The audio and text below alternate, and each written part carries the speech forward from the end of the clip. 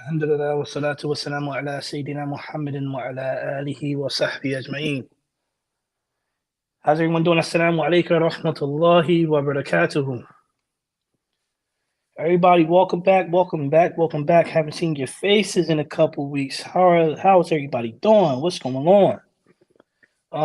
Welcome back to the Soullutionz podcast, featuring me, myself, Imam Khalil, and Imam Muhammad. I know we took, about 2 weeks, a week off. I'm not sure. I don't remember.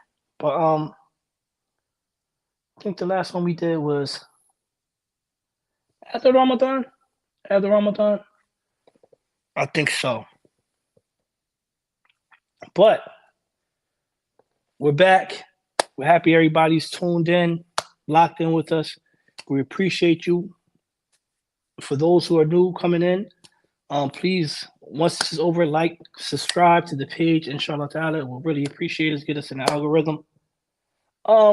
This topic today, I'm guessing the topic today, right? I forgot as the title directly, because this was something that we once, we all spoke about, came to an agreement about life after Ramadan, right? Life after Ramadan.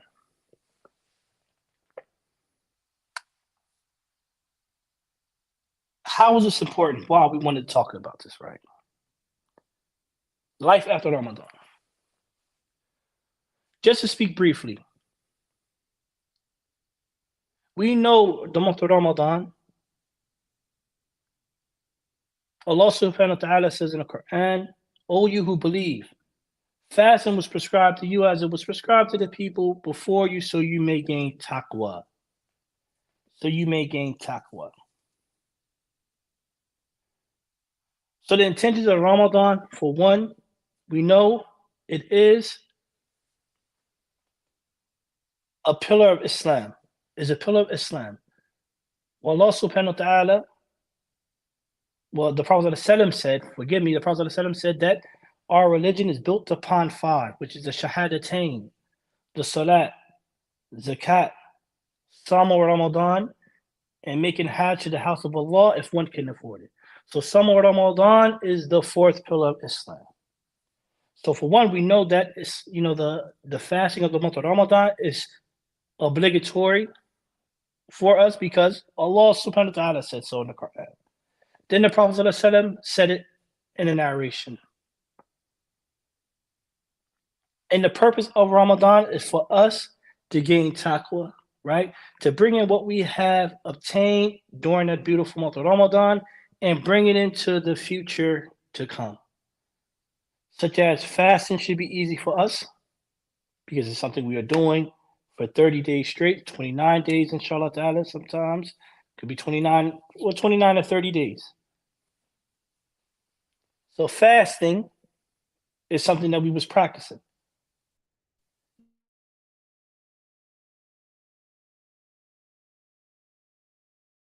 Abstaining from food, drink, and these things of that nature, right? But also fasting when it comes to things of the limb. Being mindful of what you say, being mindful of what you see, being mindful of what you hear, right? So protecting yourself from hearing evil things, saying evil things, seeing evil things, and protecting all your bodily limbs from haram activity.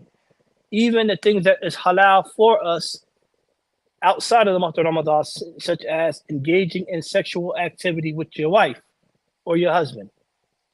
So it's something that we were supposed to be able to have gained and acquired during that beautiful month. So what do we mean by life after Ramadan? Life after Ramadan. Life after Ramadan.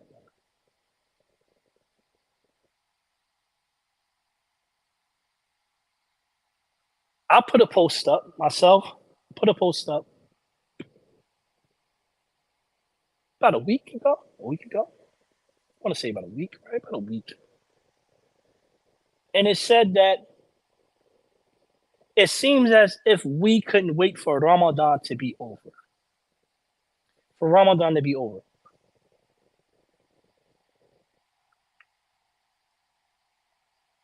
I had some comments that said, what do you mean we, right?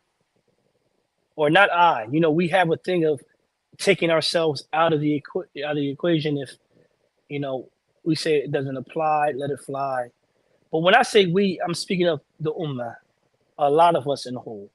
That if we're that the Prophet sallallahu alaihi wasallam said that the ummah is as if it's one body. If one part of the body hurts, the entire body hurts. So when I said it seems like we couldn't wait for Ramadan to be over, is that soon as the month was over, the shenanigans, the activities that we did outside of Ramadan, came into practice. Came into practice. So we went back to all the halal activity that we used to do before the month of Ramadan. Which to me is devastating to me. Right? It's devastating, right? Because the month again was for us to inquire what we have learned and bring it into the following months to come. But it seemed as though we, instead of taking a step forward or gaining taqwa, we took 10 steps back after the month was over. After the month was over. The hijabs, the kufis, the izars, the thawbs, all went away after the month of Ramadan.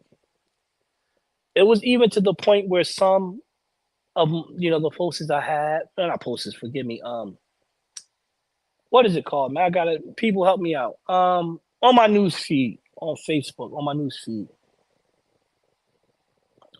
feed, I'm talking a day after the Eid, 2 days after the Eid. So by the time the weekend came, I seen people in bars. I seen people back in liquor stores. I seen people back smoking that Zaza.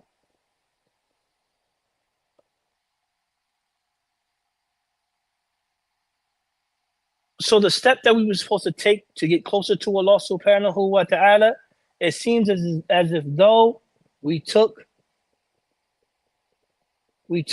10 steps back. We took 10 steps back. And that is extremely devastating for us because it's becoming a norm. It's becoming a norm for us to just engage in the month of Ramadan.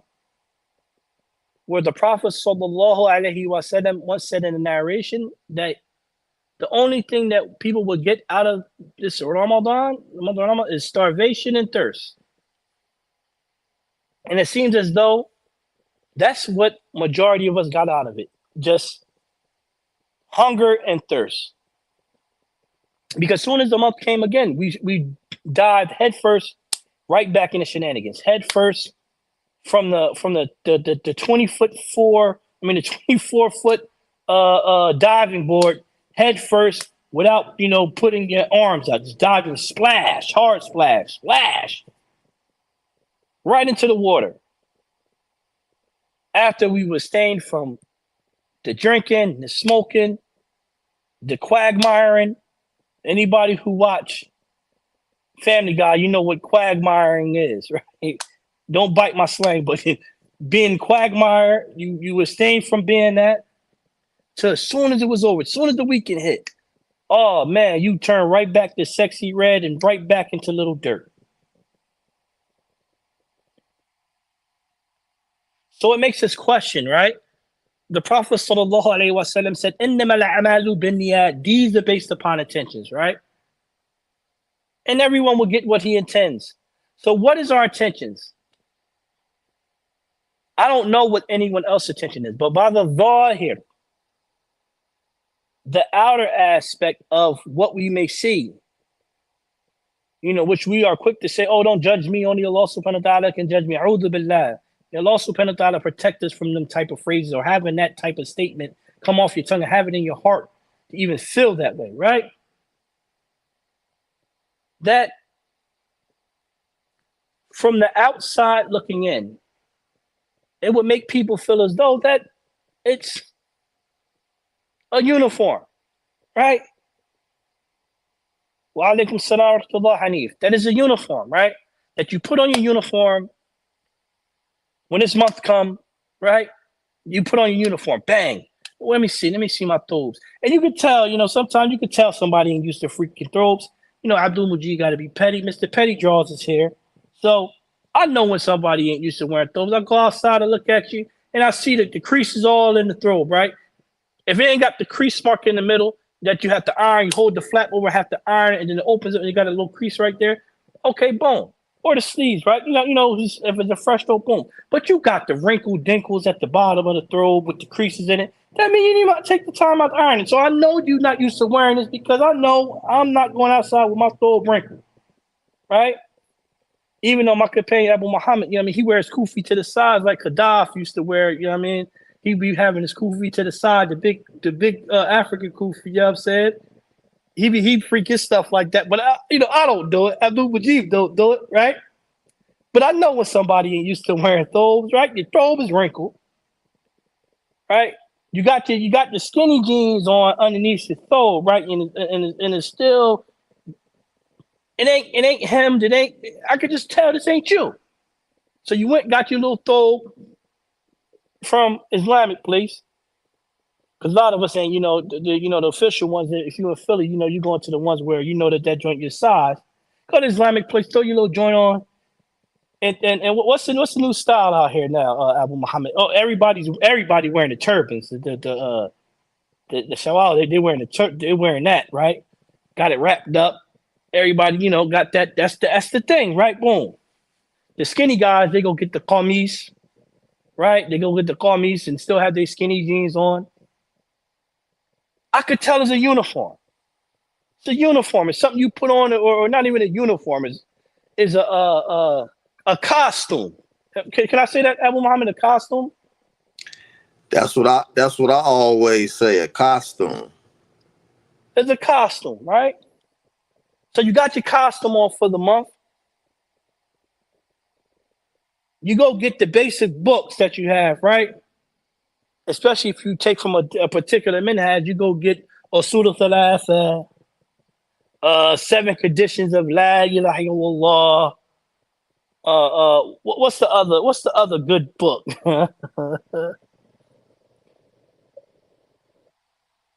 I remember somebody said to me, I'm being petty. Mr. Petty Draw is about to come out for a second. I remember somebody said to me, right?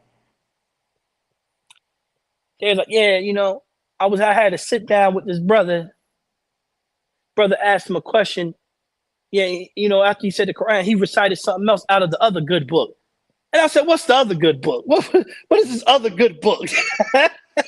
what is this other hidden book? What you found this in a chamber somewhere? What's the other good book that I don't know about? Right? What's this other good book this guy know from that nobody else know what the good book is?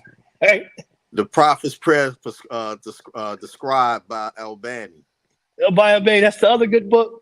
So I started laughing, right? And the person thought was rude. I'm like, but it shocked me. Like, what is wa alaikum salam wa rahmatullahi wa barakatuh? I'm like, what is the other good book? What is this good book, right?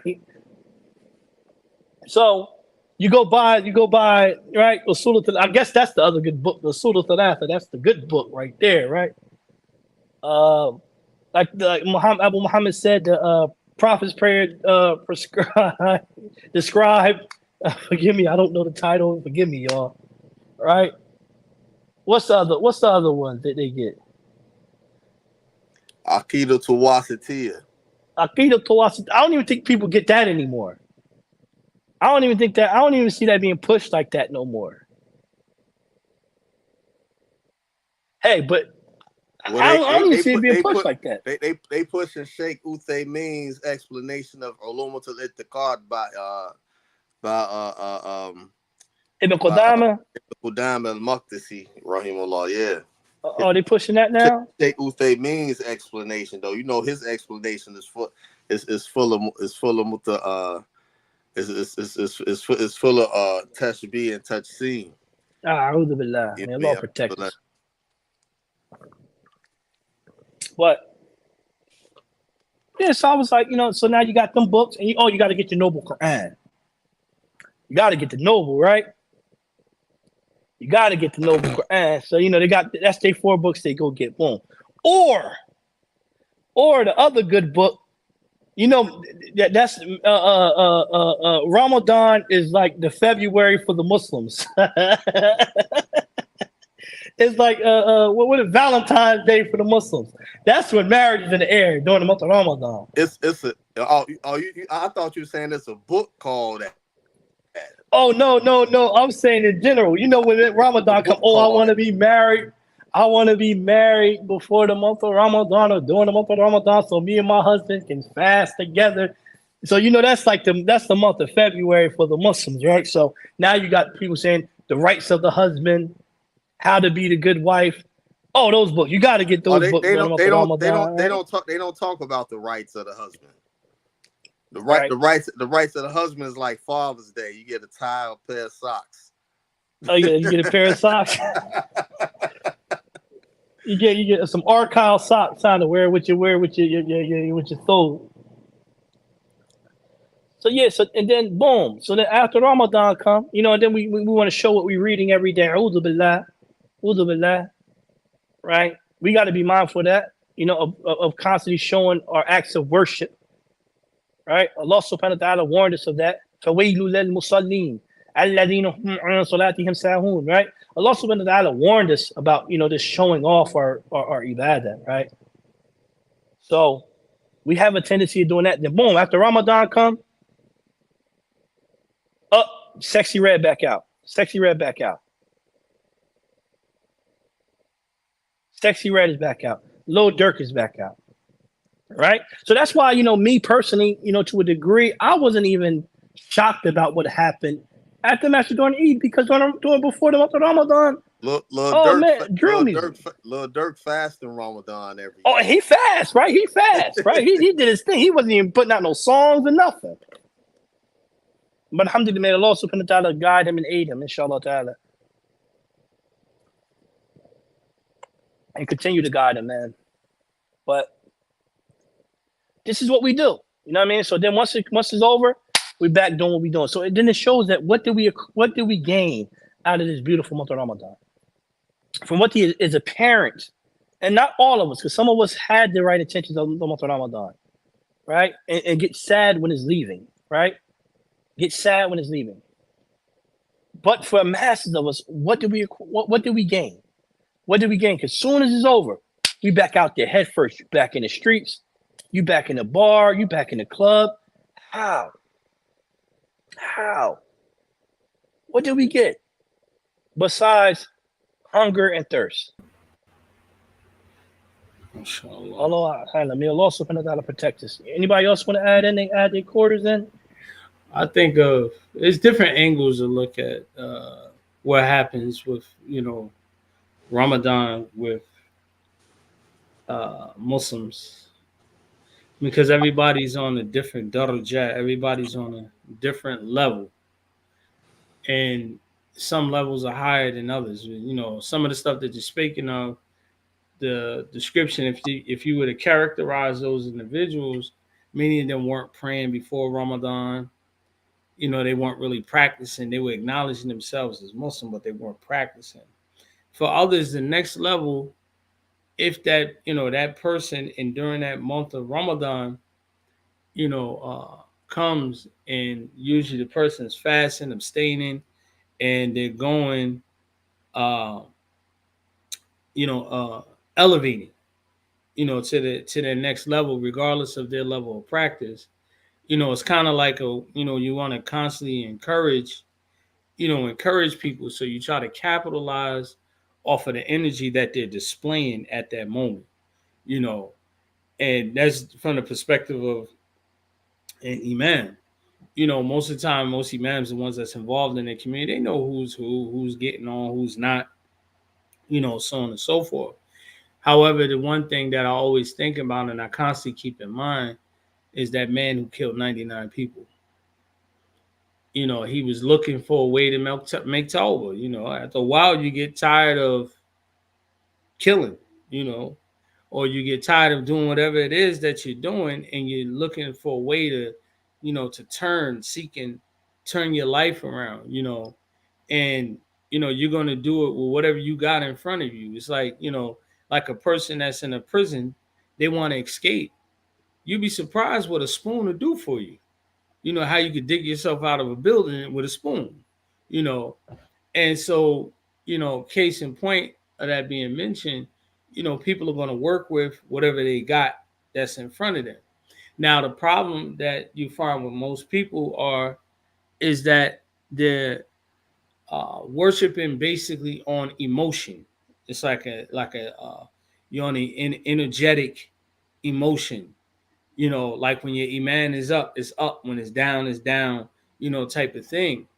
And so then when the month of Ramadan has concluded, you know, it's like, okay, I'm going right back to what I used to do, because it was, you know, it was better, you know, it was better then, you know, I was better outside of that month. Like, you know, everyone doesn't return back to sinning per se. Some people may return back to, I ain't praying on time, right? Like, you know, when I'm saying not returning back to sin, I'm talking about the basic, common, everyday, confused individual drinking, smoking, and stuff like that. That's, you know, that's on a lower level. Some people return back to, you know, I'm not even trying to learn the same way I was learning during Ramadan. Only time some people ever pick up the Quran is during that month of Ramadan. And so, you know, the whole thing is about that life after Ramadan is you're establishing that new lifestyle in Ramadan, but you want to maintain it, you know. Hold on a second. Yeah. You know, I kind of agree with this comment. Costume is bad. Y'all brothers know better than that. You know what I'm saying? Reason why I say that is because, you know, they make mockery of anything with our deen, that joint could be kufr based on the ayahs of the Quran. So, you know, and, you know, people like women who wear niqab, they be like, oh, you ninja, this and the third is something similar. But I get your point, though. They just take they dress off, they style of clothing and go back to it. Is I'll be mindful of that. I kind of agree with that comment as well. But anyway, you know, the context of when I say costume, I say costume. I'm talking about. I'm not just talking about dress. I'm talking about lingo. I'm talking about use, but not putting the whole. Anything other than outside. To cover that, that's why I said by the law here. This special event. Many of us has turned Ramadan into like a holiday month that you only fast and you only pray and you only do these acts of ibadah in the month of Ramadan, and the rest of the year you don't do any of it. Most people don't know anything other than Ramadan, though. but we can't, you know. I understand that too, because, you know, so most people that are like that, their Islam, only thing from Islam that they have is Ramadan. So once you take that away, they don't have no more Islam. They ain't got nothing left, right? But then we're talking about the ignorance, right? We're talking about the ignorant person, right? But then if you do something repetitive, right? Repetitiveness becomes, once you do something, repetitive, you become a professional at something, right? If you go outside and shoot 2,000 jumpers, or you fix 2,000 houses, an electrician would say, once you do this 2,000 times, you become a professional at it. So once we say that we took it away from somebody, I can withhold that to somebody who doesn't know, the lack of not knowing. But if you've been doing this for 30 years, 20 years, the same thing, and you know what you're supposed to get out of Ramadan, we know what we're supposed to be doing outside of Ramadan, it's not even a lack of ignorance no more. I don't even want to stand in front of Allah subhanahu wa ta'ala with that, because we're going to be held accountable, because now we know we become mukallaf. A mukallaf is a person who knows these things. So now, if it's, now it just not reflects on them, we have to understand people is watching us, right? People are watching us. The kids are watching us. is a big eyeball on the Muslims all over the world. During the month of Ramadan, a kafir will tell you exactly what you're supposed to be doing. Okay, you ain't supposed to be drinking no water, doing this. You ain't supposed to be watching no TV. You ain't supposed to be listening to this because you're fasting with your ears and your tongue. They know everything that we supposed to be doing during the month of Ramadan, right? So if this person who doesn't even hold up to these obligations know this, then what do we know? We know these type of things. But the problem is, there's no accountability with us that's doing this. So think about the time during the time of the Prophet when one of the Sahabas didn't want to go out to war. Are we getting shunned for not fasting during the month of Ramadan? Well, Are we getting shunned by this? You know why it's not? You know why it can't happen? Because you don't have a community. Our Islam don't resemble the Islam that the Sahabas had because there's no real community. We use the word community loosely, just as more of an identifying marker. But do we pray together? Do people learn together? Do people put their money, invest their money into their community? That's a whole different story. So the idea, we use the word as a community, but it's misunderstood because we have a whole different definition than what Islam actually in itself actually puts forward. Walaikum salam wa rahmatullahi wa barakatuh. You know, so this is the the thing. Even Ramadan is done community-less. It's done community-less. There's a few communities that you have the very spirit of a community, and those people who are feeling spiritual, you have to join, not even join, you have to attend their festivity or attend their activities in order to increase yourself Islamically, because most communities are stagnant spiritually. Some people don't know where to go. Some people just go based on what's being advertised. You know what I mean? And and that's pretty much it. But if you take yourself outside of our city and go to other cities, but it's even worse. It's even worse. You see what I'm saying? It's even worse because they don't really have a community. They have a masjid ran by migrants who migrated to America, and they don't have no clue about the culture, how to communicate with the people, deal with the people. It's just like, yo, we here, we open for business. We'll take pictures and everything when you take shahada, but outside of that, we ain't really got no rat for you. You know what I mean? And it's just realistic. Shoot, you even have lonely families, right? How many families where you have the man that's studying, but the wife and the children don't have no interest in Islam? Or you might have the family where the wife is the one who's trying to pursue knowledge, and the husband is not providing the knowledge, or even direct them in a direction, or don't care whether or not they get knowledge. All of this stuff plays a part. You have the headless household. We love headless leadership because most of our families are headless without, and I'm talking about headless, I'm talking about the patriarch, with the male in the family pushing the family forward. So there's a lot of things that plays part in abundance of our failure. But when you break it down to the individual, on an individual level, every individual person is guilty because they don't put forth the effort. And we got this quitter's mentality. We don't like the way things going. We don't like the way it look. I quit. Right. And then we're always looking out the window. What's that joint called, Muhammad? The grass is greener on the other side. Grass is green on the other side. We're always looking at the other side instead of worrying about what we can build up within our family. Right. I don't like the fact that, that my family ain't at a certain level of Islam and things of that nature, and you work hard at it. You know what I'm saying? You got to work hard at it. You got to push. Some people don't have motivation because, like I said, we're like in the era of the quitters, and then also as well, people have a tendency to shy away. A lot of people, everybody wants to be a patient of mental illness until you start diagnosing them for real with mental illness, right? Example of that is everybody claims to be an introvert. That's a mental illness. That's actually mental illness where a person just can't be around people. They start having anxiety attacks, all those things connected to it, right? But When you label them like that for real, then they get in their feelings and they start, yo, well, this is me dealing with me like that, etc., etc. That's how you present yourself when you call yourself that. When you read Introvert, you ain't really no introvert. You just don't want to be around no people. around people, right? Yeah, you just don't want to be around nobody. People can't recognize that is from their nafs, their lower self, because people are afraid to change.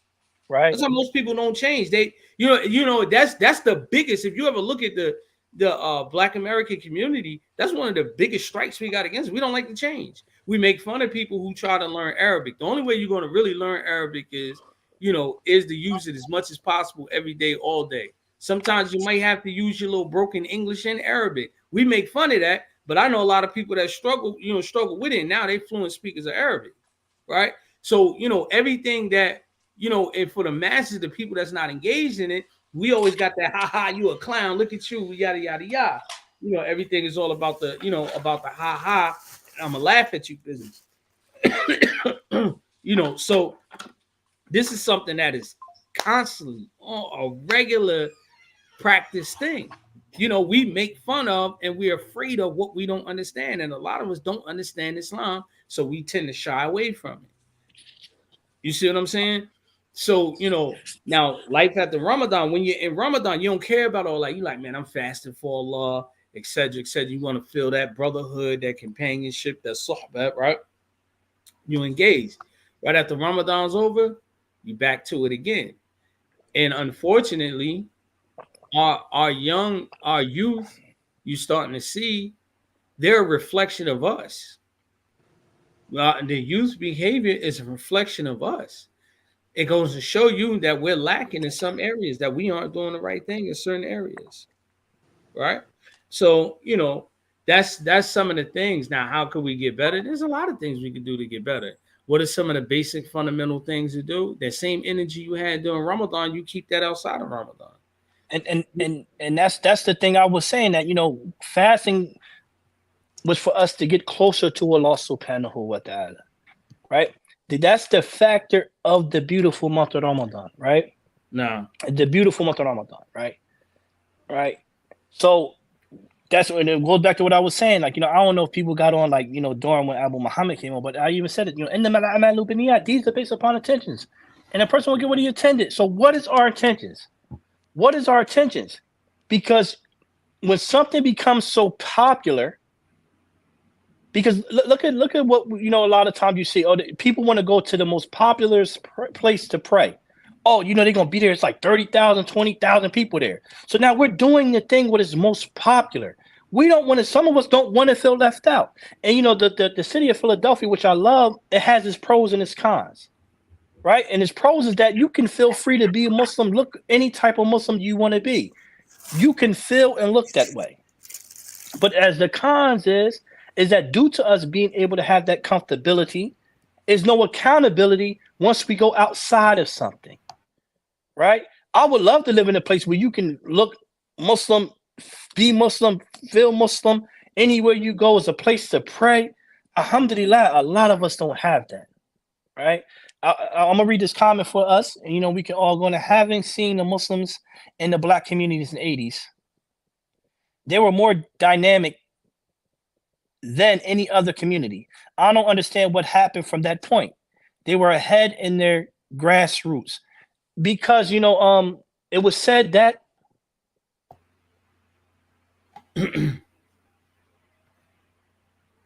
what I'm trying to look to say.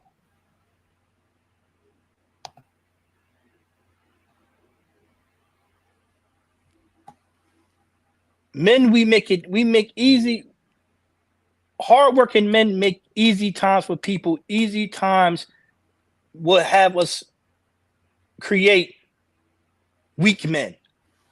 So it's to the point now that we put in so much work for the new generation that came, that the times are easy for people now that we have a weak society now.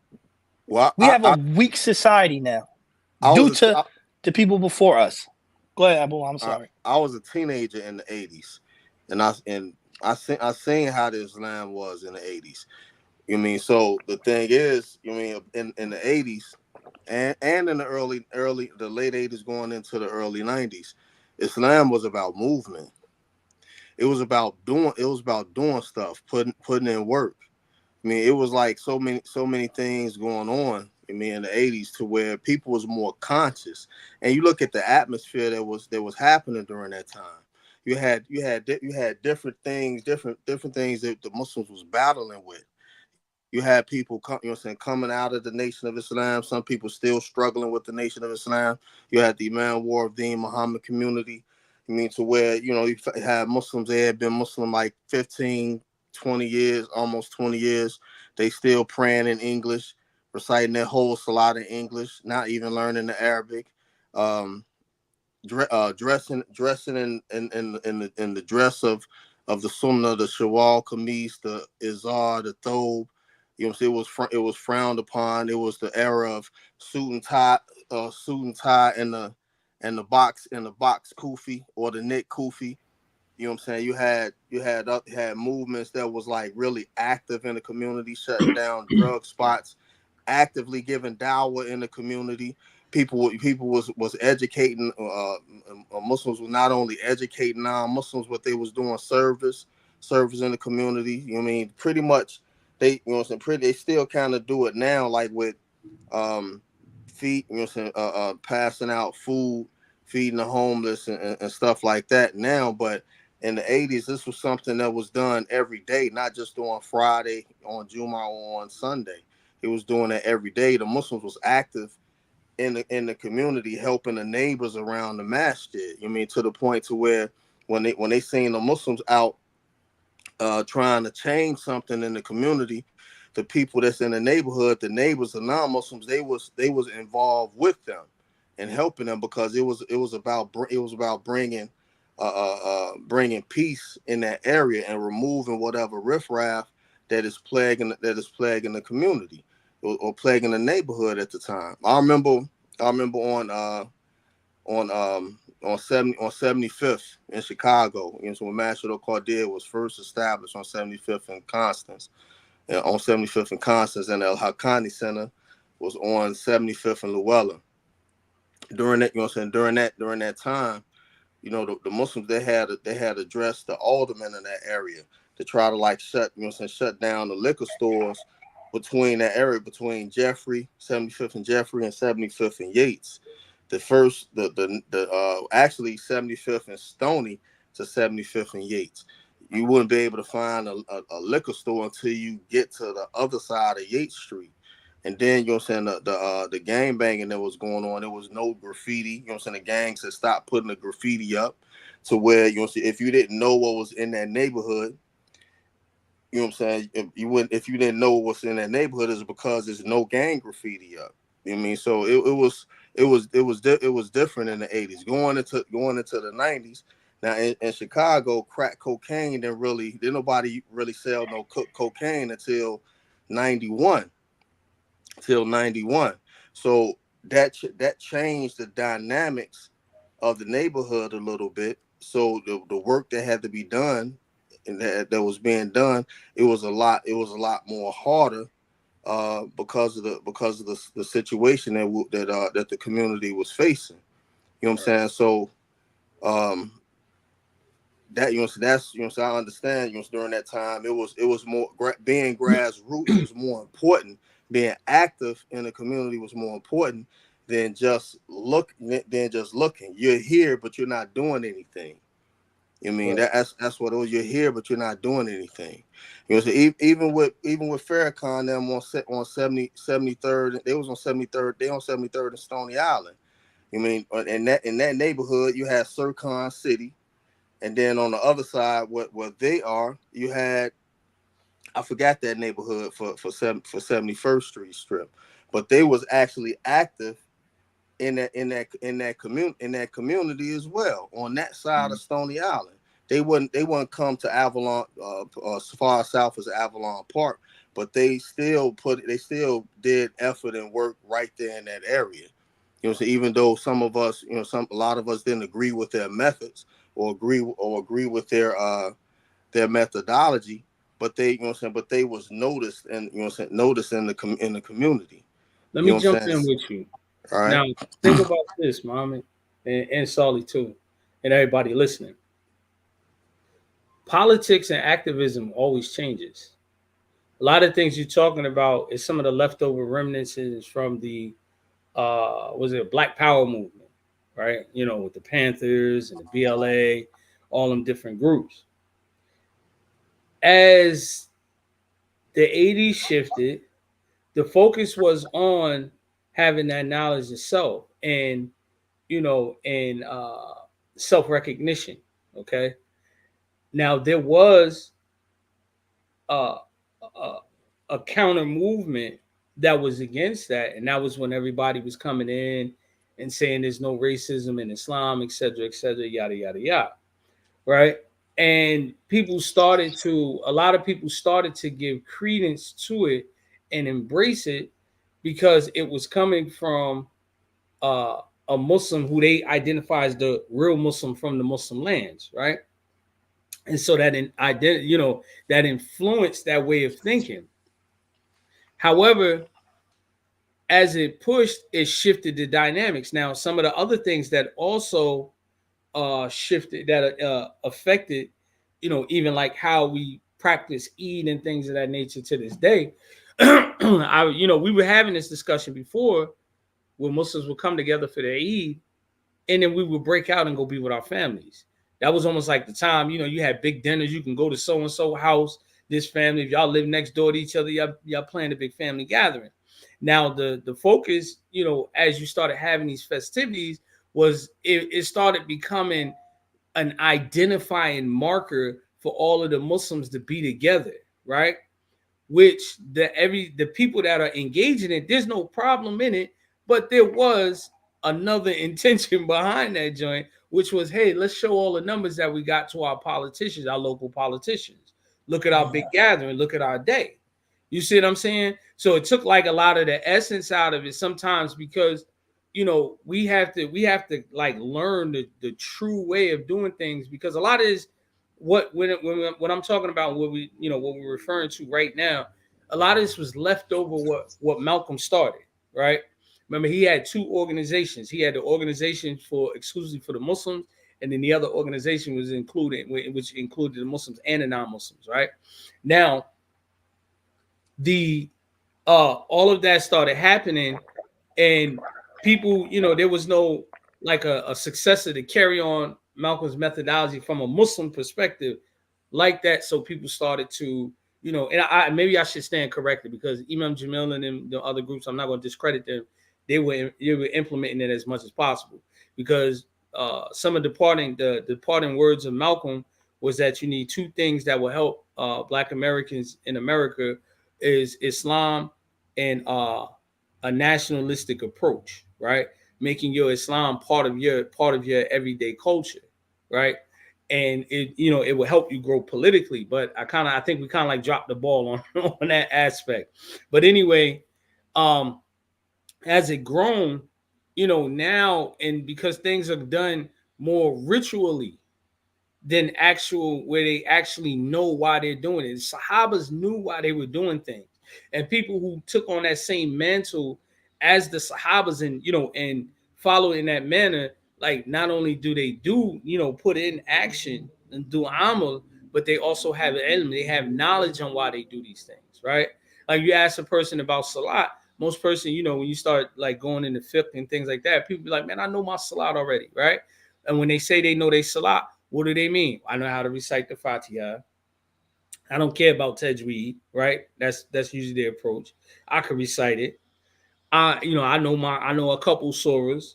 You know what I mean? I know Arabic, right? And now this is amazing, because what I found when people say I know Arabic, it's like, yo, I can recognize the letters. You know what I mean? But I need to learn how to read some more, right? So they take on this, they begin to take on this arrogant approach and believe they reached a certain level of knowledge that they don't need to be taught anymore. I read the stories of the prophets. I read this and I read that, and so on and so forth. And so it becomes more of a ritualistic thing. And then what happens when you have the extreme errors, and this plays a part. Everything I'm talking about plays a part in the transformation after Ramadan. And so when you get to that part, you start rejecting. You start more of a rejecting, become more of a defensive brand of Islam. Don't come in here and tell me anything, right? Because I already know. You see what I'm saying? And so then that plays a part. The same thing when Ramadan comes around. A lot of people are fasting. They're fasting incorrectly. There's people that's promoting online. I'll never forget online. They were telling women, "Yo, listen. Remember the dude that's supposed to be a false prophet? I forgot the guy's name. He was all talking about some. Don't let nobody tell you can't pray when you're on your mints, sisters. Allah Ta'ala tells him that. Don't let nobody tell you can't fast when you on your mint, sister, because you can, and so on and so forth. So it starts to become these rejecting type of movements that people are building up and putting a wall behind, right? And putting up a wall and standing behind this thing.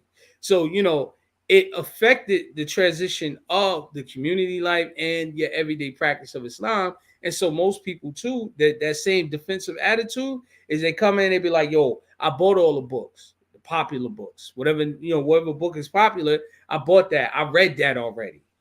But then you ask them about it, can't tell you nothing about it. People go to Juma every Friday, can't tell you nothing about the Juma, because if you knew what you were ingesting in the khutbah, then you'll see it transform in your character and your behavior. You wouldn't be that same person when you walked in. You'll walk out a better person. That's why Juma is the Ma'i, the Salatul Dhuhr, the 2 rakats have been cut, and you've been given 2 khutbahs and then 2 rakats of prayer. Right? So all these things, they play part in development of the individual. We kind of like want a joint where it's like a microwave toaster oven, type of thing. So after Ramadan is over, if you elevated and put yourself in that position where you were doing everything you're supposed to do, and yes, it was probably hard for you, then Ramadan's over. It's like, whoo, I could breathe again. I ain't gotta be so holy, because in your mind, in that month, it's almost like a holiday type of practice.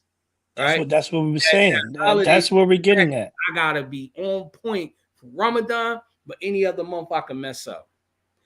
You see what I'm saying? Like, one of the things I like doing my family, I like cut all TV, minimize that joint, right? Cut it down. All right, Ramadan, you probably wouldn't hear that joint. Well, you don't want to live with me at all, because there ain't a TV, not a net TV in my house as we speak now. Turn it back up. You see what I'm saying? I mean, I don't even have a TV in my house. It goes back to that. So if you could do 30 without it, you could do another 30, and you continue to do another 30, or do a minimizing. You see what I'm saying? So, and a person has to build up to that particular, level to, to get themselves to that level to do things. So, you kind of like work with a thing. Think about it. When the Quran was being revealed, the khamr intoxicants, was it banned all at once at one time? No, it was a process, right? And so, as a person grows, they threw it out. When that final ayat came down about intoxicants, people said it was so much wine and whatever they was drinking was flowing down the street. It looked like a river, right? So these side things happen, but like I said, people are coming in bottom barrel, baseline, and then they got the defensive mode up. They got the defenses up, right? The person that and this is just from experience of dealing with various type of people for over almost 30 years, the people who flourishes the most is the one who's usually the most humble. I've never seen that arrogant individual ever flourish. They excel real fast, and they hit that point, and it's like they're no good after that. They're no good after that. And so, and I think this is one of the things that's challenging us. We become arrogant because it'd be like, all right, I did all that during Ramadan. Like, dang, man, I just did 30 days. Just chill. I got to breathe a little bit.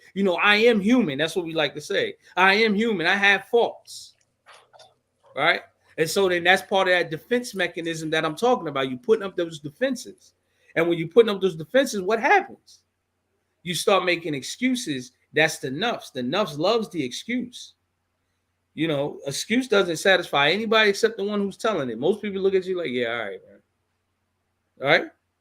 Like, yo, I'm really telling you, such say, okay.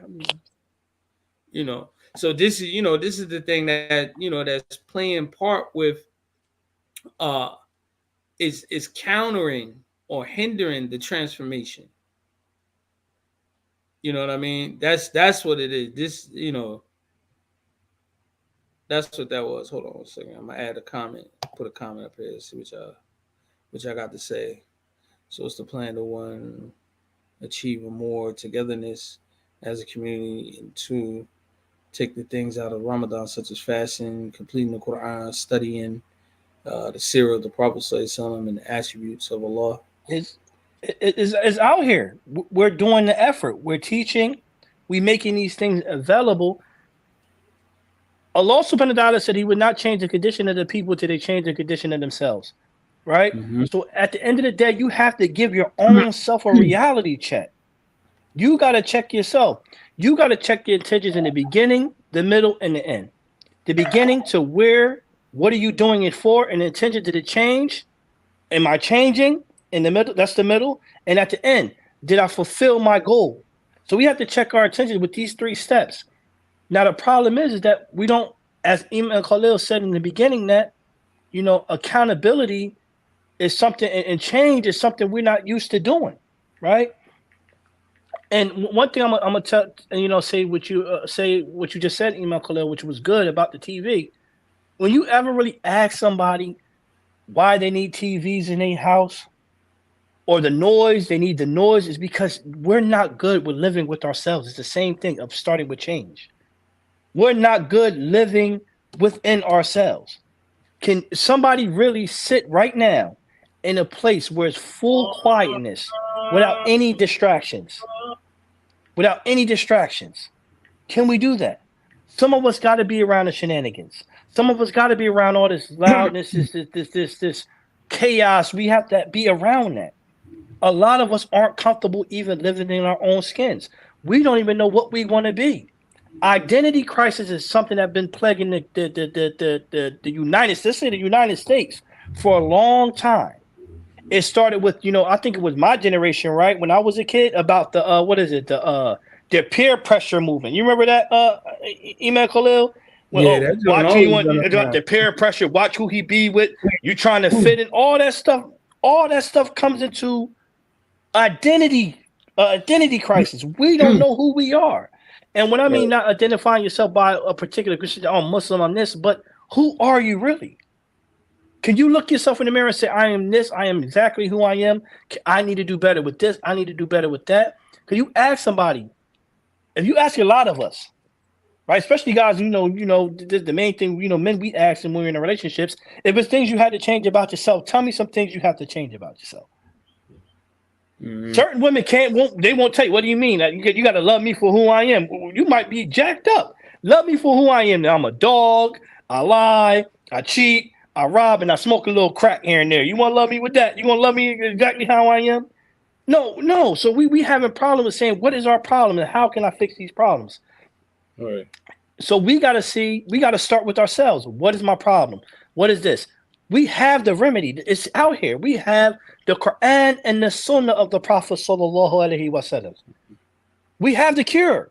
Now it's about us taking this medicine. We want to diagnose ourselves with everything else, especially now. I think this is the diagnosis era, right? We're using all the terminology, toxic, or he's a narcissist, and he's this, and we diagnose all ourselves with all type of crazy stuff now, right? Besides with a lazy, I don't like change, I don't like this type of person. Right. So some people don't feel like they have to change. Right, that's what I'm saying. This also, I'm gonna tell you one other problem. Because they don't feel like they have to change because they don't feel like they're wrong in it. There's nothing wrong with them. It's nothing wrong with them. That's what I'm saying. Yeah. Like for instance, I give you a common thing everybody always do. Nobody wants to claim the hood, but when it comes to doing some old foolishness, everybody wants to be from that hood. Man, what you talking about? I'm from such and such. Outside that, man, this is why I'm leaving, man. It's crazy out here. It's like they can't figure out which one is going to be. You know what I mean? It's like it's almost like a cognitive dissonance, And just to answer this, or to add my input to this question, I think knowledge in and of itself became stagnated. I think the knowledge in and of itself has become stagnated. Because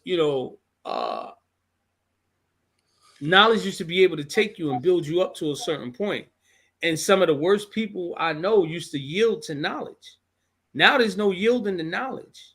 You know, knowledge, and I've always tried to, keep a household where it was, based on Islam. And, and it'd be like, yo, wait a minute. Is this what Allah has said? Or are you telling me something that you don't watched on YouTube? Right?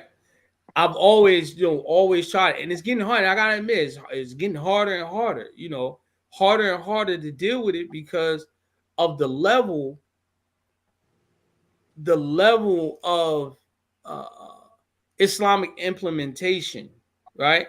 And I'm not just talking about a physical, a physical aspect, but also an internal spiritual aspect, right? People used to be advocating and screaming, we need Sharia, and of course after 9/11 that voice has gotten low. But one thing that and then everybody was saying, well, the jihad that you're talking about is the jihad of nafs. But I've noticed ever since then that advocacy has gotten weak, and so is we need to do jihad on nafs. We ain't doing no jihad on the nafs. The nafs is whooping the hell out of us. We getting worse. Ain't been doing jihad enough the whole year round. The households is like a battleground, man. So we might have to scrap this, scrap this thing and start all over from scratch. It's a stagnation, and to add to that, the imams themselves, or the students, or the people of influence, whatever you want to call them, they're contributing to this stagnation. They're they're keeping the fight going. They're misrepresenting Ahl Sunnah wal Jama'at. They keeping it, keeping an ongoing fight without any action to back it up.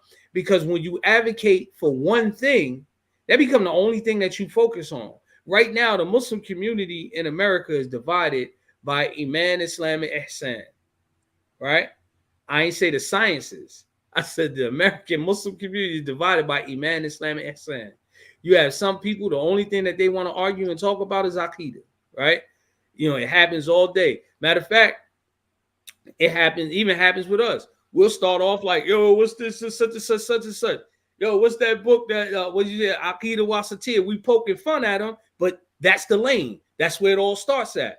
Iman, right? Aqidah, Islam, madhabs. You start arguing over the madhabs, whether you just follow this madhab, that follow madhab. No. The third one is the Sufi, the Ihsan, the Sufi. You don't follow Tasawwuf. I ain't doing such and such, such this.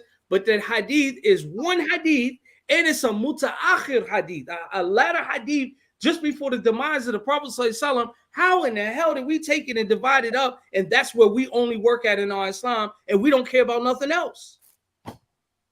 Because we moved away from the true essence of Allah and His Messenger. And we made it about, the science. You can't make the sciences your movement. The sciences are there to protect your deen. It's there to protect it, to fortify it, and build a legacy.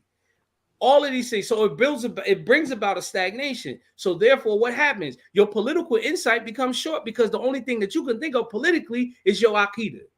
You have no political astuteness, no political awareness whatsoever. You can't work for the community because if you working, you working in this particular mindset, you're not gonna get past the fact that you ain't following my madhab. You don't accept Tasawwuf. You ain't Ashari. You ain't this. You ain't that. You're not gonna get nowhere. That's what created stagnation, and and now you can't see people grow. And meanwhile, while you're fighting that, the people on that upper level, the people that's coming in on the lower end, you overlooking them because if they ain't getting down, you look at them already and can tell like you don't even know what's going on. I can't really use you to pull you into the fight. So therefore, that's what's happening. This is exactly what's happening. You see what I'm saying? So knowledge has been stagnated, and it is the catalyst for why people are stagnated as well. You can have a person, they'll come to the masjid, take shahada, and after that, it be like, oh, what happened, man? Man, my cousin them told me, y'all wasn't following the proper creed, so I started going over there. Okay, so what happened, man? You don't look like you're doing too good. Well, I fell off, because I wasn't studying, because y'all wasn't on the right creed. True story. I'm telling you a true story. I'm not making this up. True story. So This has become the stagnation.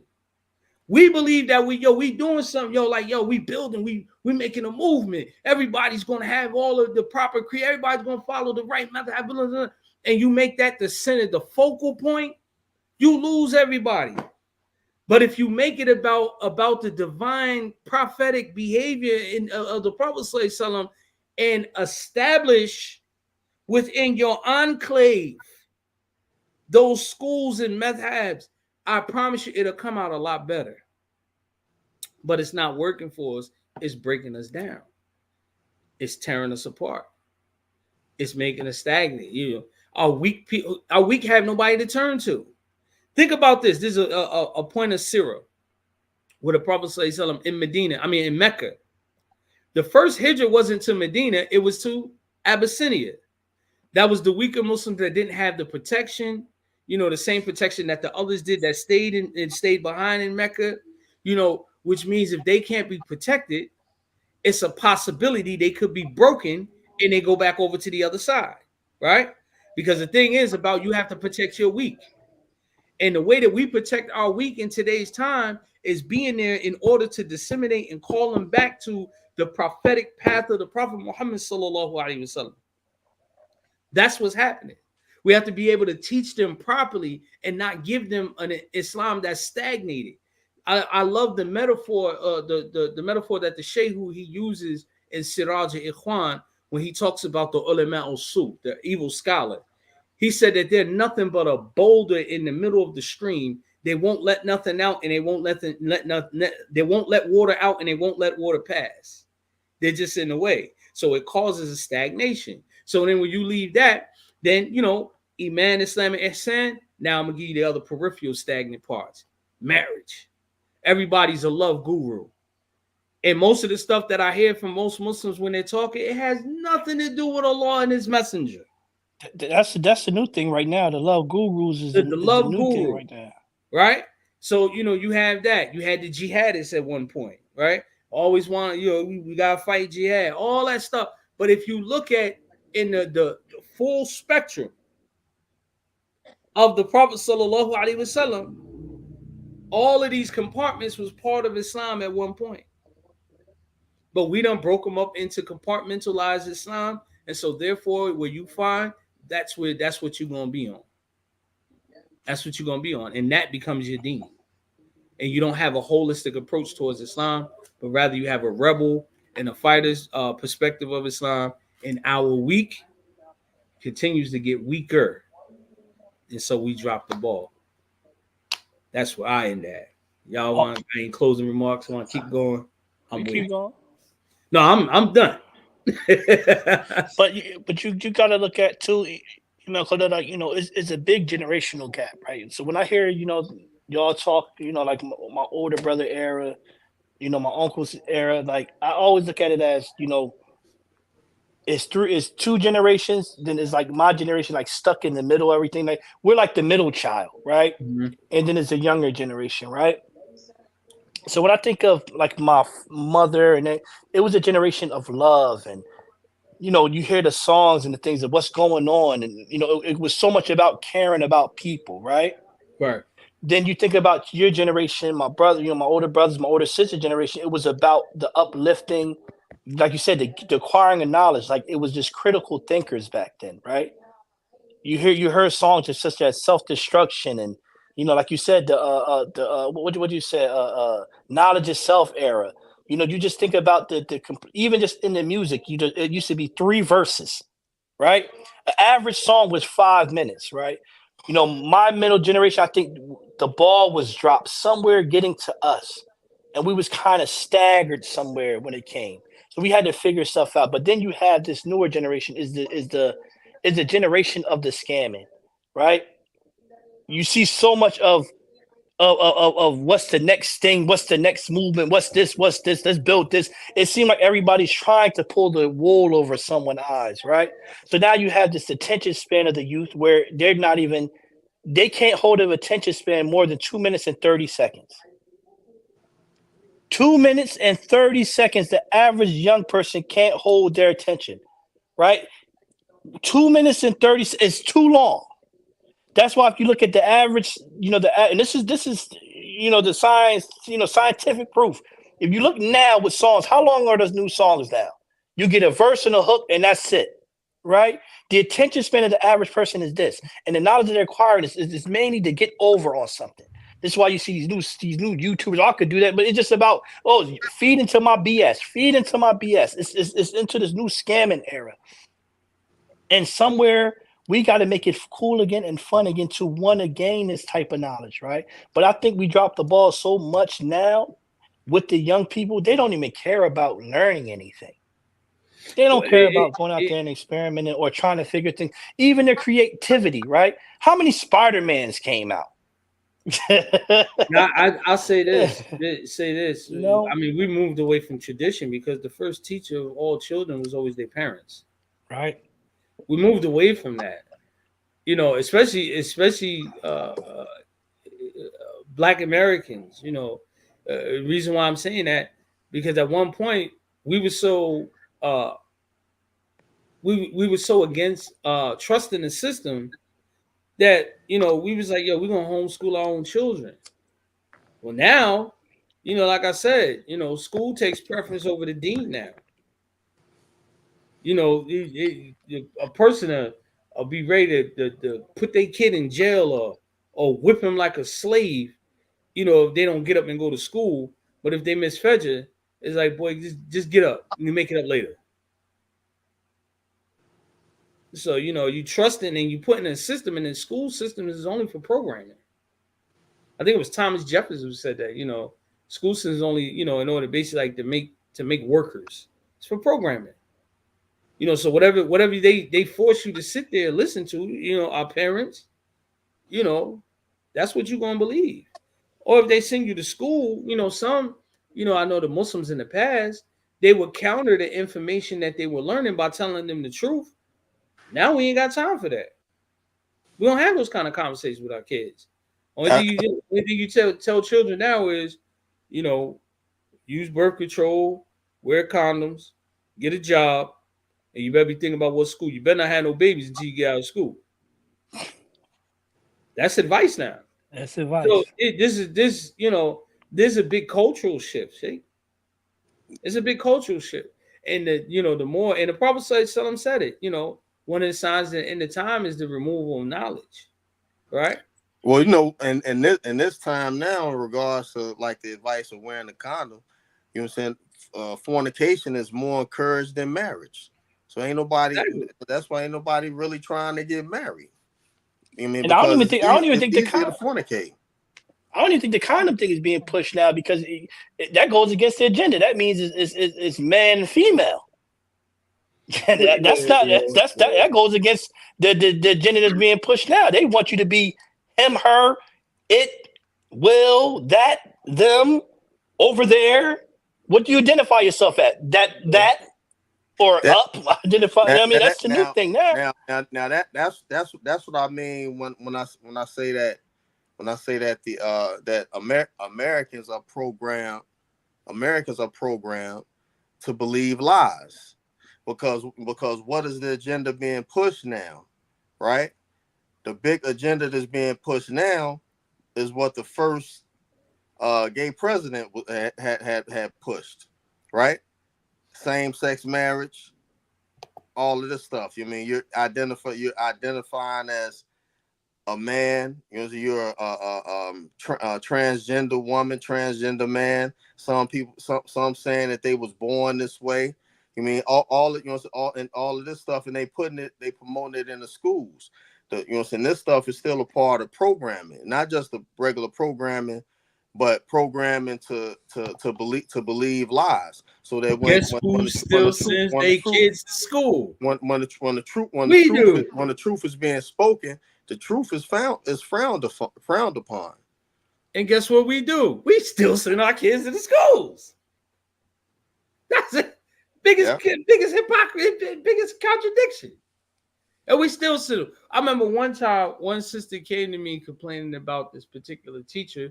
And she went to the teachers like, yo, I want you teaching my children no homosexuality. Whoop, whoop, whoop, whoop, whoop, whoop. And she was like, well, if you don't like it, you can always take them out and teach them yourself. Biggest smack in the face. You think we took them kids out? You think them sisters took the kids out? Nope.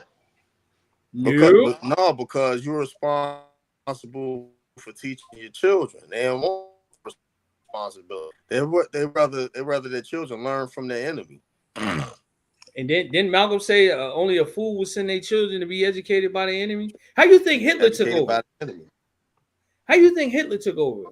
Hitler ain't take all the old heads. Hitler took the youth. It took the Hitler, youth. Hitler pushed the propaganda.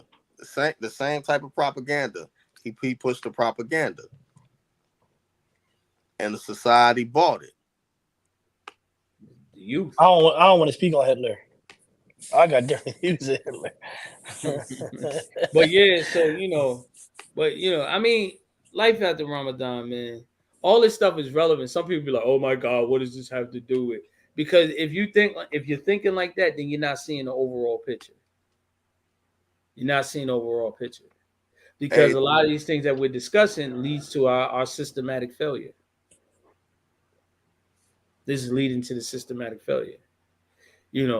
If you want to see better, you're going to have to step back. You have to create a methodology, an ideology that goes along with Islam, that does not contradict Islam. And you have to push your way forward. You have to push your way forward. If your thing is just learning, memorizing Quran, preserving the sciences and the path of Ahl Sunnah wal Jama'ah, and pushing our children to become people in society where they can compete in the marketplace, then you have to have that. That's what you got to do. You're gonna have to step to the side, and you're gonna have to push that ideology.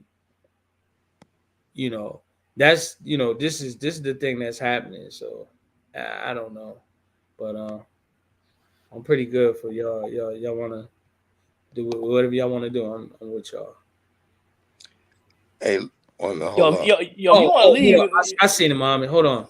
I think Muhammad wanted me to highlight a particular comment. Hold on. Let's see. No, this was after. Hold up.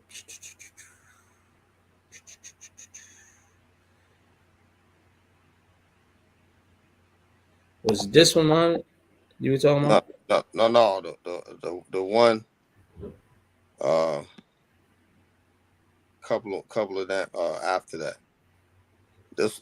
Afterwards. I put it in the chat. I know. I seen it. There you go. Right. This comment right here. All right, Islam being taken on as a national identity in order to transform and modify culture for the better is a huge and beneficial thing. That this idea is one of the things that when we accept Islam is more helpful in our growth to identify Islam as it's being our culture, as being our identity, because we build in our identity as a Muslim. We become a Muslim, so our identity changes. We're no longer a disbeliever or kafir, or someone who rejects.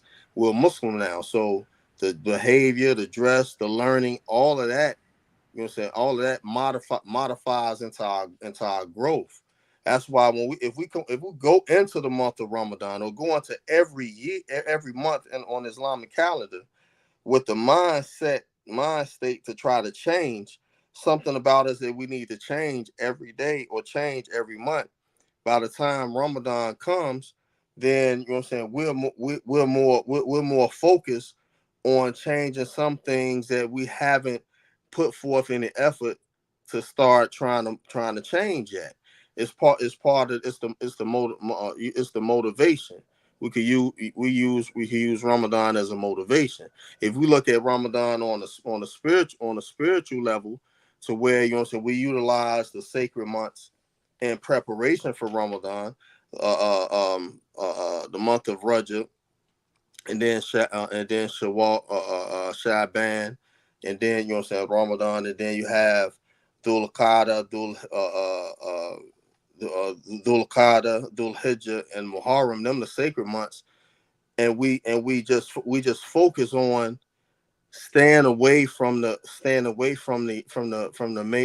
major sins, at the same time trying our best to stay away from the minor sins as well, because it's not the idea of the sin, it's the idea of who you're sinning against, right? It's the idea of who you're sinning against. And you know what I'm saying, to beg Allah subhanahu wa ta'ala to keep in our hearts the desire to make Tawbah. I mean, because you know, so doing the sin is not what what will destroy you. What is destroying to you, not making Toba, not repenting, is what can destroy you. Because you know, so by you not repenting, Allah Ta'ala can increase you and doing them sayyats and doing them sins, right? So I remember, you know what I'm saying, brother, some years ago when I was younger, you know what I'm saying, it's some brothers, they would they wouldn't say they'd sell drugs, but they wouldn't sell drugs in Ramadan. Or they would commit major sins, but they wouldn't commit major sins in Ramadan. And then after Ramadan, they don't go right back into selling drugs or right back into committing major sins. They, you know what I'm saying? It builds up until they start doing it again. So by the time the next Ramadan come back around, they make an effort each year to try to stay away from it. But you know what I'm saying, the time gets closer and closer, and we don't look at it as, you know what I'm saying, as a revolutionary transformation, right? I mean, as from a revolutionary construct. We don't look at it like that. We only look at it as solely just our religion, just ibadah. When Islam is not a way of life that's separated, that's like the concept of separated from church and state. Islam has political laws, has laws on war, has laws. Everything in the Sharia, it deals with everyday life, what we deal with in life. That's why Islam is an upright way of life. It's not just a religion. It's an upright way of life with religious principles and values, morals and values, not just the religion. And a lot of times we tend to lose track of that. We tend to lose focus of that. Also, Islam is not a way of life to do away with your tribal cultures or lineage, right? You know what I'm saying, or your nationalities. It doesn't do away with that. You know what I'm saying? If anything, it uplifts it, because you take out of your culture. You know what I'm saying, leave alone from your culture what will be against the Sharia, and anything from your culture that the Sharia is not is it does not shun us, not against. You hold on to it. You hold on to it. You know what I mean? So that's how that's the approach that, you know what I'm saying, to be beneficial for many of us to take. You know what I mean? That is, as a matter of fact, for some of us, speaking for myself, I kind of take that approach a little bit. You know what I'm saying? I identify myself as a Muslim. I don't identify myself as black, white, yellow, brown, or anything. Even if I identify myself as from a nation or tribe, I identify myself from that nation or tribe in regards to lineage, based off the knowledge that I know from my own, what was told to me, transmitted to me from my parents. Right? Nowadays we have the 23andMe. We could find out what percentage of this nation of people and that nation of people, that you have in your DNA. None of them nations of people is black or white. They all have some type of name of the nation of people that is from that this DNA come from. You know what I'm saying? It ain't black, white, or yellow, right? You West African, or you European, or you Native American, or you or you Oriental Asian. You mean you have, you know, so none of it says black or white. I mean that proves that using black or white is is a social status, and not an ethnicity. Well, it plays into white supremacy. Well, yeah, Yeah, Let's what I dig mean. right into it because that's how they divided. That's how they divided everybody by their identification. Versus when you know, and it's funny you mentioned this because when I became Muslim, you know, uh, the tribal name for our clan, our family was discussed amongst me and my brother because we were the first two Muslims, in our family from my mother, and we both agreed on Abdullahi was going to be that clan name. You know what I mean?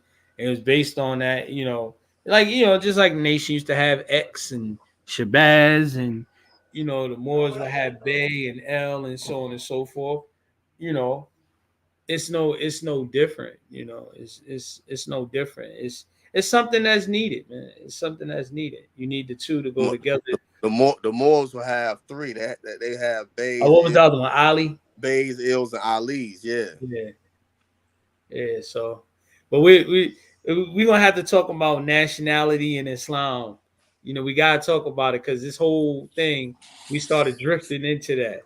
You know what I'm saying? Like I said, to me personally, if you don't see it, it's still part of dealing with life after Ramadan because this is a problem that we're having within the community is the identification purpose.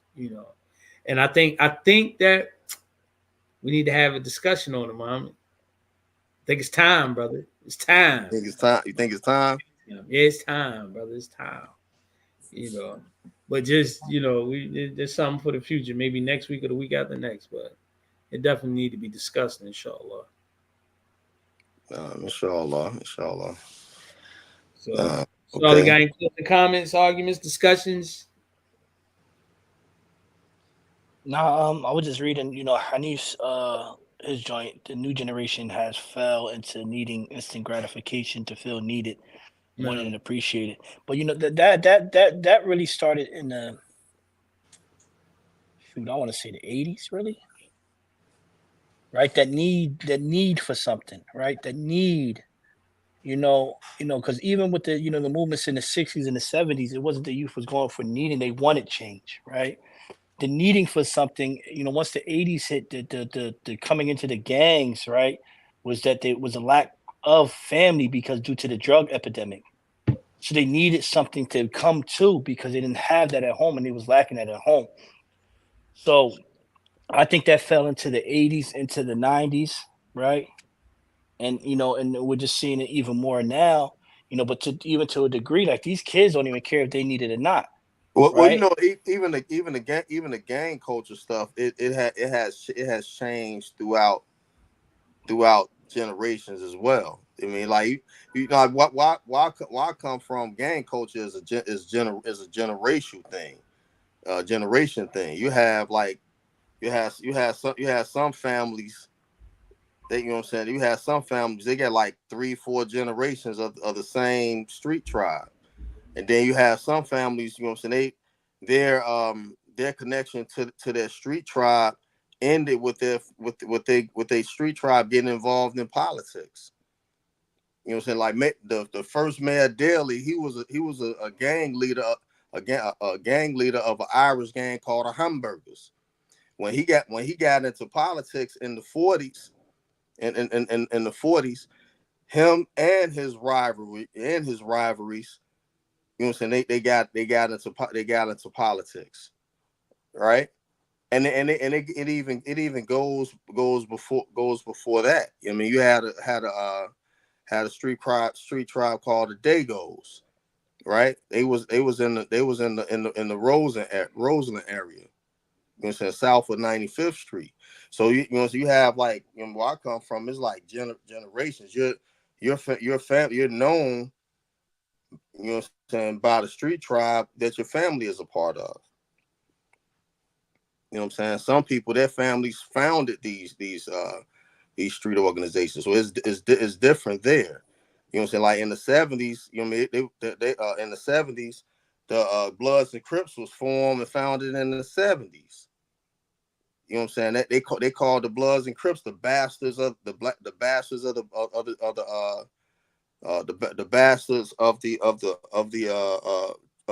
Black Panthers. Black Panthers.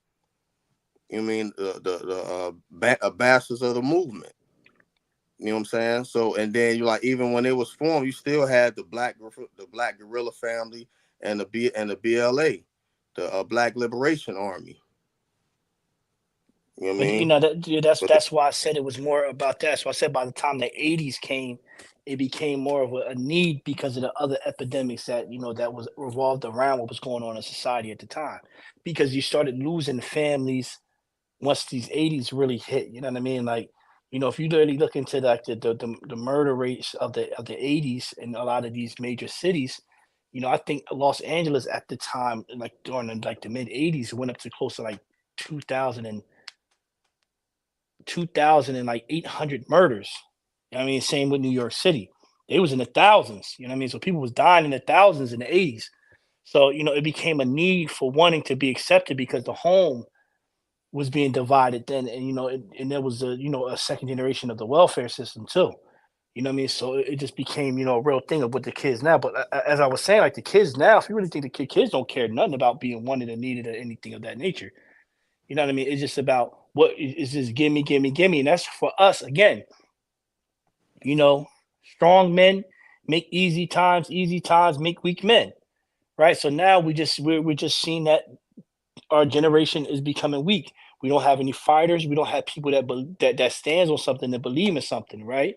Like, even we could say, this generation now, due to the culture of this high murder, we could say the drill, but let's just say this murder because it's really a murder culture. They're going tit for tat for murder, right? So now they're not doing it because is that we're fighting for something.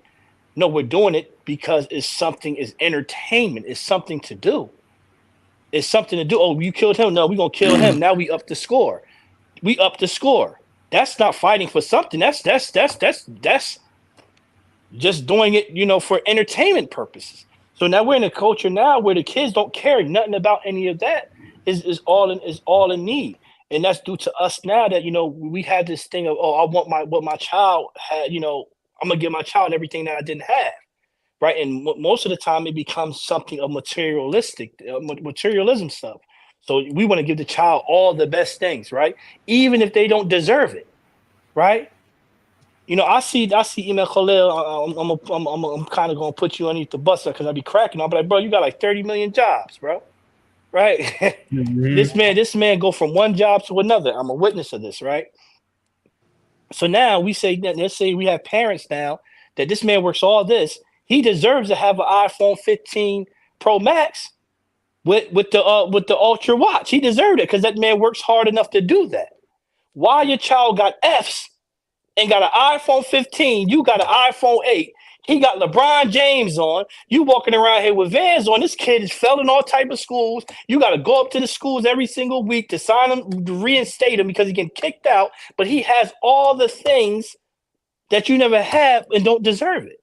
But again, we're making weaker times. We're creating weaker men because the people before us made it easy for us. So it's so easy to the point where they don't have to fight for anything. They don't have to work for anything.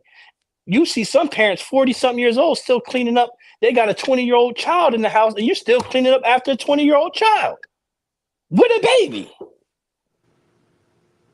You get what I'm saying? So what it starts, it really starts there, and we got to evaluate what needs to really be done. As Imam Khalil said, we will fight. Oh, you better go get a job. We will push the emphasis. We will push that. And we got a Muslim household, but we're not punishing them because they missed the salat. And when I mean punish them, not let's be politically correct, not beating them oodles and noodles out of them, right? But there's no consequences behind disobeying Allah subhanahu wa ta'ala. Right? But as Imam Khalil said, you would tear them a new, bungalow if they miss school. And this is the problem we are having. And again, as Imam Khalil said, Abu Muhammad said, it starts off with family structure. And with us, their parents, man, and what I see now, because again, these 20-year-olds is my kids, right? They're my kids now. You know what I mean? They're my kids. Hey, brother, I got some 20-year-olds too. I got some 20-year-olds too. Man, ain't nobody talking about you old. Hey, you now, I watch you part of the clan. But I'm just speaking, of the generational joint now, right? You get what I'm saying? Because I'm just speaking with that, right? Is that is a lot of young, we're in the culture of the, my generation is the generation of the young parents, right? Is the babies raising babies generation, right?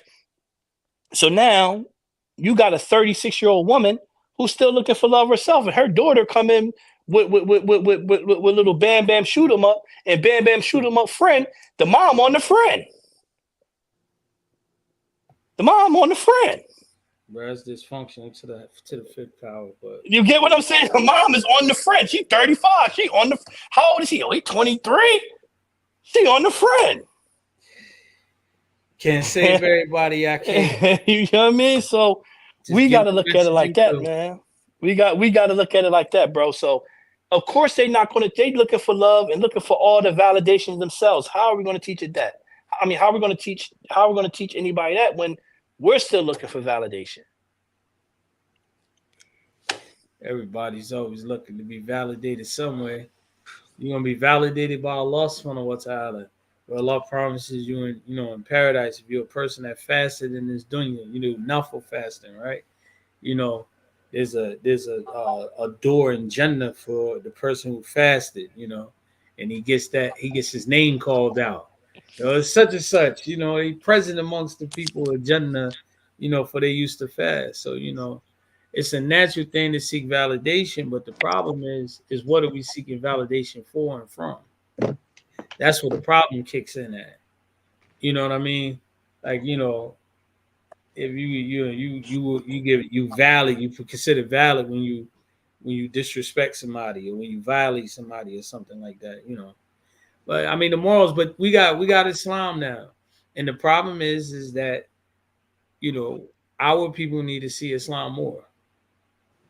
We say Islam is a solution, but you find all the Muslims running towards what we supposed to be leaving alone, and that's just the reality. And that ain't got no age on it.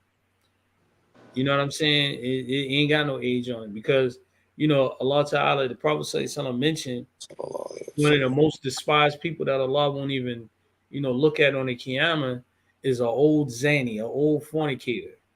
You got men and women out here, old as I don't know what, still fornicating, committing adultery. So, eventually you have to grow up. That's just a clear sign that you got to grow up. You got to outgrow that stuff. You're not learning your lesson. Part of being young is making, part of the signs of being young is making a lot of mistakes, a lot of signs of immaturity. Dudes ain't learning. As an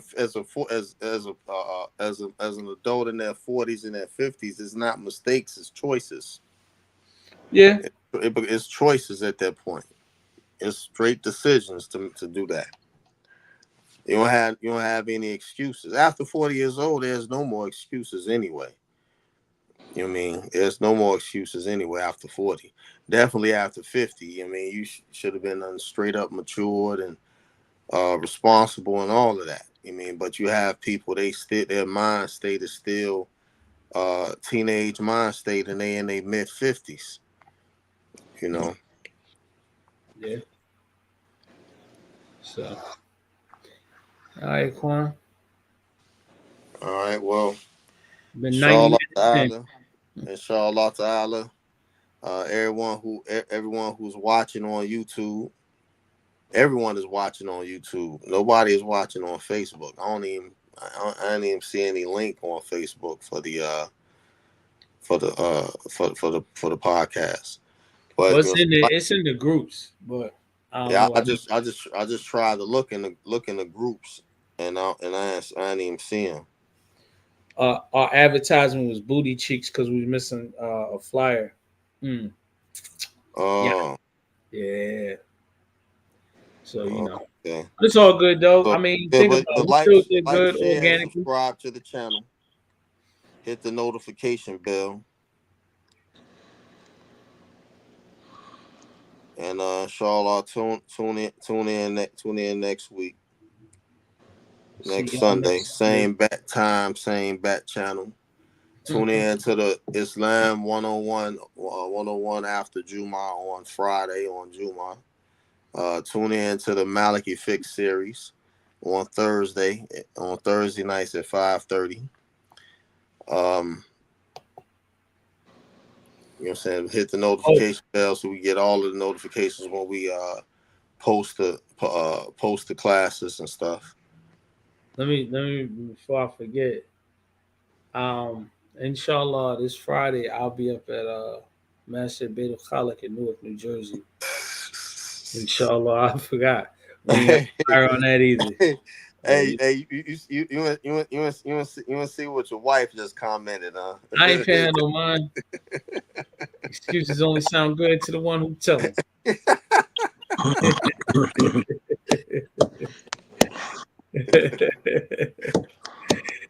But yeah, mashallah.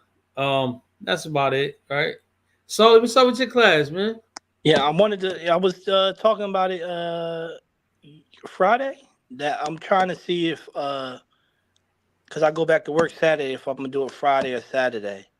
So All I'm right. thinking about just going back to Friday. Friday, Ficky Friday. All right, inshallah, keep everybody posted. Inshallah. Oh, inshallah ta'ala, I wanna I'm trying to see if it's another day. I don't know if I want to do it on Saturday or on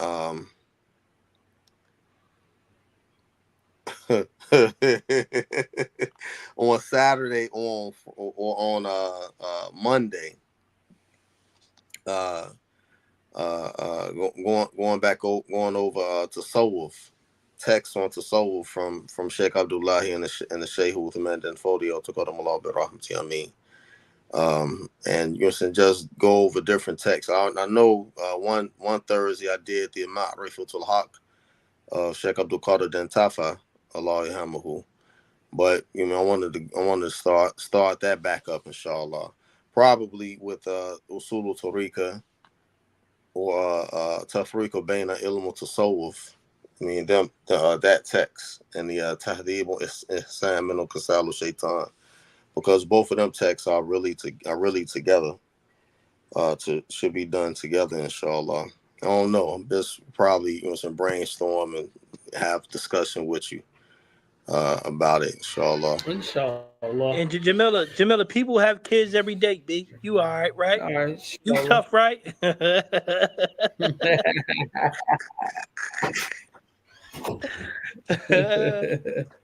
You All have right, kids every Muhammad, day, give us B. a good super dua, brother.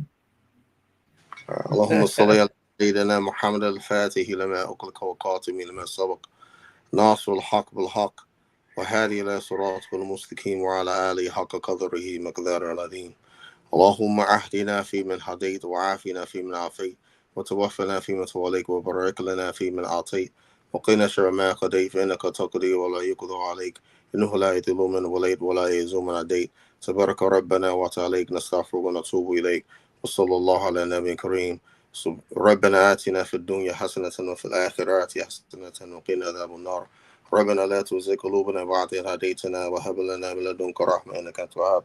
ربنا ظلمنا أنفسنا ولم تغفر لنا وترحمنا لنكونن من الخاسرين.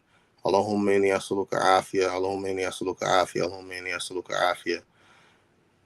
سبحان ربك رب العزة عما يصفون وسلام على المرسلين والحمد لله رب العالمين برحمتك يا أرحم الراحمين والصلاة والسلام على الكريم.